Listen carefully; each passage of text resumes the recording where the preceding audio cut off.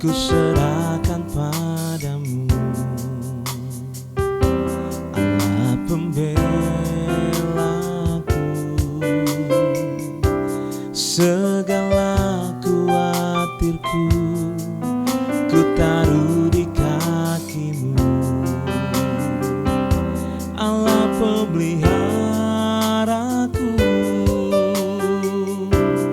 Bila kau yang membuka pintu, tak ada satupun dapat menutupnya. Bila kau yang mengangkat aku, tiada yang dapat merendahkanku.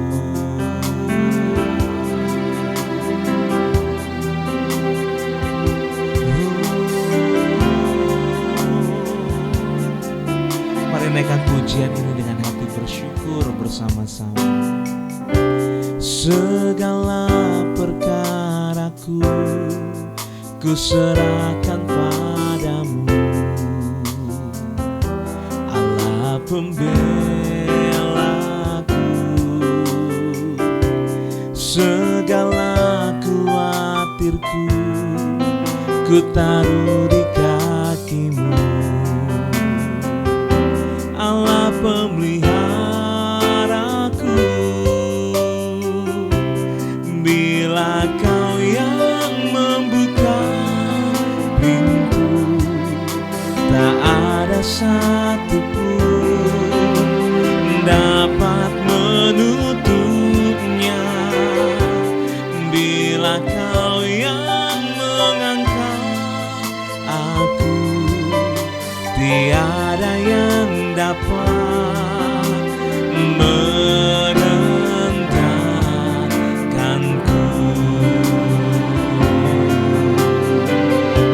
Bila kau yang membuka pintu, tak ada satupun dapat menutupnya. Bila kau yang mengangkat aku, tiada yang dapat merendahkanku.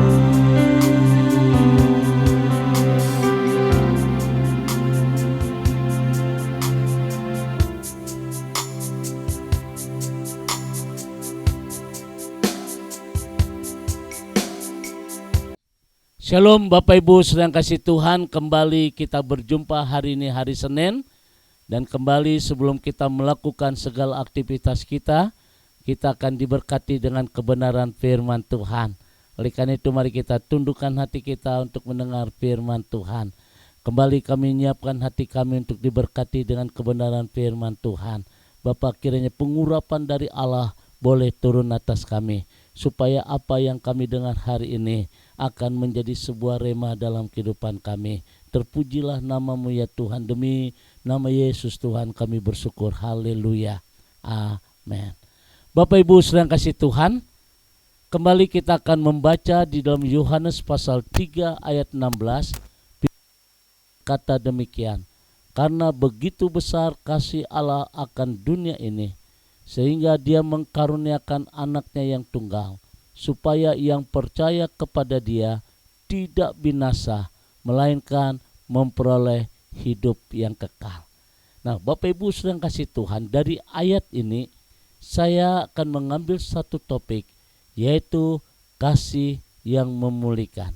Memulihkan artinya memperbaiki Bapak Ibu, kemudian mengembalikan, membetulkan. Nah, inilah arti pemulihan saudara. Nah, kembali di dalam ayat ini Bapak Ibu, kalau kita bisa melihat tentang penciptaan manusia dalam Kejadian pasal pertama ayat 27, di sana dikatakan bahwa manusia diciptakan Tuhan begitu sempurna, segambar serupa dengan Dia. Artinya saudara, bahwa citra Allah ada dalam diri manusia, gambar Allah saudara. Tapi sayang sekali saudara, manusia lupa akan hal itu. Jadi manusia diciptakan Tuhan sangat sempurna, imago Dei. Dan yang kedua, menjadi kawan sekerjanya Tuhan.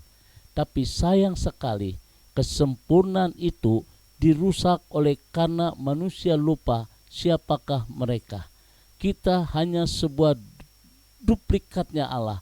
Kita hanya sebuah replikanya Allah. Kita mirip seperti Allah, tetapi kita bukan Allah. Nah, Bapak Ibu sedang kasih Tuhan, ketika Adam dan Hawa lupa hal ini, saudara, Adam dan Hawa ingin sama seperti Allah dan mereka melanggar ketaatan apa yang Tuhan perintahkan kepada dia, supaya jangan petik buah pengetahuan yang baik, saudara yang kasih Tuhan. Nah, Bapak Ibu sedang kasih Tuhan, sayang sekali, lihat akhirnya mereka melanggar itu. Mereka terayu oleh rayuan iblis, saudara. Dan iblis berkata, kalau engkau petik buah itu, engkau akan sama seperti Allah. Yang menjadi renungan kita hari ini, Bapak Ibu, sebelum dunia diciptakan oleh Tuhan, Tuhan sudah merancang keselamatan. Tuhan sudah merancang keselamatan. Tetapi satu pertanyaan, kenapa Allah biarkan mereka petik pohon itu? Dan inilah keunikan manusia. Manusia diciptakan Tuhan, diberikan kebebasan untuk memilih. Tapi sayang sekali bahwa manusia memilih dari yang tidak baik menjadi baik, saudara. Dua hal kesempurnaan ini dirusak oleh karena keegoisan manusia, oleh karena ketidakpuasan manusia, karena manusia lupa bahwa mereka hanya sebuah replika, duplikatnya Allah.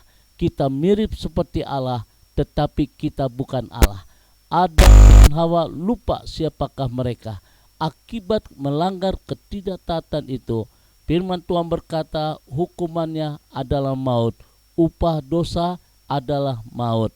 Nah, saudara yang kasih Tuhan, maut berarti kematian, baik secara moral, jasmani, maupun kematian secara kekal. Nah, kematian secara moral, kehidupan manusia diwarnai dengan keegoisan, kehidupan manusia diwarnai dengan kemunafikan, keserakahan, sakit hati, mudah cemburu, saudara, kekecewaan, iri hati, dan lain sebagainya. Sikat kanan, sikat kiri, hajar kanan, hajar kiri. Dan itu tidak menutup kemungkinan di dunia pelayanan seperti itu. Gambar citra Allah dirusak oleh karena keegoisan manusia. Nah, Bapak Ibu sedang kasih Tuhan, pada waktu manusia menerima hukumannya adalah kematian. Apakah Allah membiarkan bahwa manusia akan menerima kematian secara kekal? Tidak, saudara. Oleh karena itu dalam Yohanes pasal 3 ayat 16 ini, Allah berinisiatif, Allah langsung turun ke dalam dunia ini. Alkitab berkata, yang percaya kepada Dia tidak binasa, melainkan memperoleh hidup yang kekal. Kita diperdamaikan oleh Allah. Ada hubungan yang baik dengan Tuhan. Ada satu jembatan yang sangat indah buat kita sampai kepada Tuhan. Dan sudah kasih Tuhan dan berkat yang lain, ketika kasih yang memulihkan itu sudah kita diadopsi oleh Tuhan. Engkau berhak disebut sebagai pewaris kerajaan Allah. Kita berhak disebut sebagai anak-anak Allah. Kita diadopsi, dan firman Tuhan berkata, jikalau kita tinggal dalam Dia, Dia tinggal dalam kita. Apapun yang kita minta, Tuhan berkati. Oleh karena itu, inilah pentingnya kita merayakan hari Natal. Jauh sebelum itu, sedang kasih Tuhan, kita juga akan mendapat berkat yang luar biasa dalam hidup kita, yaitu memperoleh kehidupan yang kekal. Nah, Bapak Ibu sedang kasih Tuhan, 3 poin inilah yang menjadikan kita bisa melihat karya Tuhan yang begitu indah di dalam kehidupan kita. Nah, Bapak Ibu sedang kasih Tuhan, hari ini kita percaya di dalam menyambut hari Natal ini, saudara, kita percaya bahwa kasih yang memulihkan, kasih yang menjadi luar biasa dalam hidup kita. Yang pertama, kita diperdamaikan oleh Allah.